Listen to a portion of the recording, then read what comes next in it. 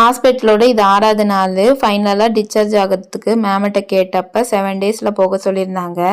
என் கூட டெலிவரி பார்த்திங்கன்னா 4 டேஸில் 5 டேஸில் போனதுனால நாங்களுமே ரிக்வெஸ்ட்டாக கேட்டு அன்றைக்கி டிஸ்சார்ஜ் ஆகிட்டோம்.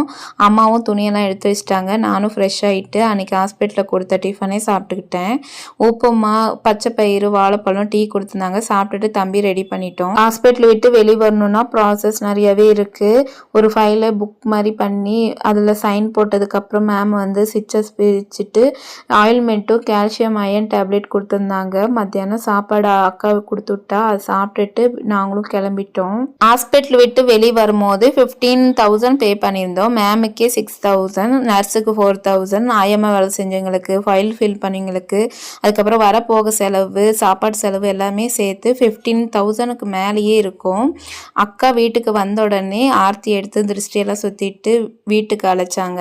வீட்டுக்கு மத்தியானம் போல தான் போயிருந்தோம். டிஸ்சார்ஜ் ஆகிற அன்னைக்கு தான் அம்மாவோட பர்த்டே.